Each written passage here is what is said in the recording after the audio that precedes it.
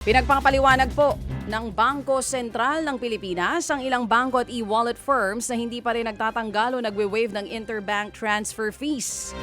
Bagamat nagpatupad na po ang ilang bangko ng zero transfer fees sa unang bahagi ng Hulyo, mayroong ilang financial institutions na nagbawas lamang po ng singil.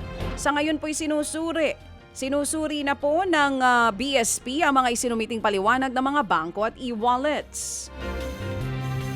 Naunang ipinag-utos po ng BSP na dapat hindi naiibang singil sa pagpapadala ng pera sa parehong bangko at pag-transfer ng pera sa iba pang bangko.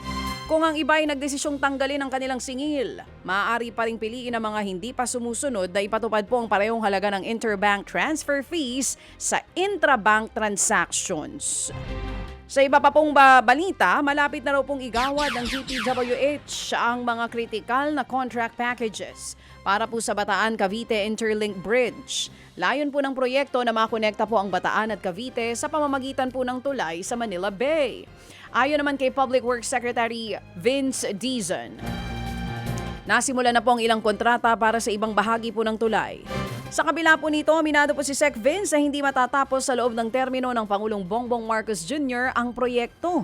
Lalo't komplikado daw ang pagpapatayo ng nasabing tulay. Inaasahan namang makukumpleto sa loob ng termino ng susunod na Pangulo. Naku, para sa mga hindi pagising kanina, ulitin lang natin, pinakamahal na ngayon sa Timog Silangang Asya ang singil sa kuryente sa Pilipinas, ayon po yan mismo sa Department of Energy. Posible pa nga itong madagdagan sa susunod na buwan dahil po sa patuloy na pagtaas ng presyo ng langis.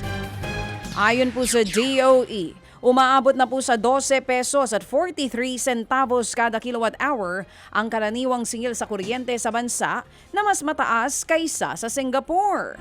Paliwanag nga po ng ahensya na nakadagdag po sa mataas na singil ang kakulangan sa supply ng kuryente lalo na po sa Visayas at ang paggamit ng mas mahal na pinagkukuhanan ng enerhiya. Nananawagan po ang DOE sa mga consumer na magtipid sa kuryente. Habang pinalawig po ng Energy Regulatory Commission o ERC ang no disconnection policy para sa mga hindi pa nakakabayad ng bill hanggang Oktubre ngayong taon. Nanawagan din po si Senator Risa Ontiveros na suriin ng regulator sa mga dagdag singil sa kuryente bago ito maipasa sa consumers. Mga kapatid, patuloy po kayong tumutok sa 105.9 True FM para sa totoong balita, impormasyon, music and entertainment. Mag-subscribe sa aming YouTube channel at podcast at sundan nyo kami sa Facebook, Instagram, X at TikTok sa True Network PH. Bisitahin din po ang aming official website, truefm.ph.